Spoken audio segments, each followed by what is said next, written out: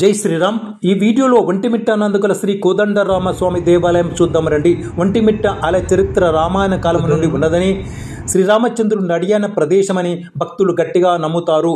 ఆలయ స్థల పురాణం ఏమనగా, రామలక్ష్మణులు చిన్నపిల్లలుగా ఉన్నప్పుడు విశ్వామిత్రుడు వారిని తమ యాగరక్షణకు తీసుకున్నారన్న విషయం మన అందరికీ తెలిసిందే. కానీ సీతారామ కళ్యాణం జరిగాక కూడా అలాంటి సందర్భమే ఒకటి ఏర్పడింది.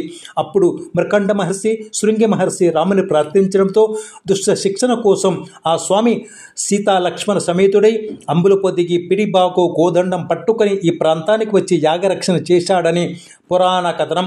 అందుకు ప్రతికగా ఆ మహర్షులు సీతారామ లక్ష్మణుల విగ్రహాలను ఏకశిలగా చెక్కించారు. తర్వాత జాంబవంతుడు ఈ విగ్రహాలకు ప్రాణప్రతిష్ఠ చేశారని ఇక్కడి ప్రజల విశ్వాసం. దేవాలయంలోని మూల విగ్రహాలలో రాముని విగ్రహం పక్కన హనుమంతుడి విగ్రహం లేని రామాలయం భారతదేశం ఇదొక్కటే. ఎందుకనగా అప్పటికి హనుమంతుడి పరిచయం శ్రీరామచంద్రునితో కాలేదు, కావున హనుమంతుడి విగ్రహం ఉండదు. ఈ ఆలయాన్ని 16వ శతాబ్దంలో చోళరాజుతో నిర్మించినట్లుగా శాసనాల ద్వారా తెలుస్తుంది. 3 ఎత్తైన రాజగోపురాలు, విశాలమైన ఆలయ ఆవరణ, 32 శిలాస్తంభాలతో రంగమంటపం ఉంటాయి.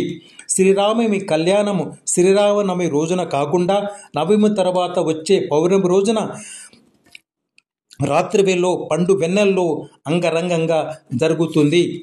ఈ ఆలయాన్ని తిరుమల తిరుపతి దేవస్థానం వారు తీసుకుని ఇప్పుడే అభివృద్ధిలోకి తెస్తున్నారు. ఈ ఆలయం కడప నుండి 22 కిలోమీటర్ దూరంలో రాజంపేట వైపునకు వెళ్ళే జాతీయ రహదారి పక్కన ఉంటుంది. Thanks for watching.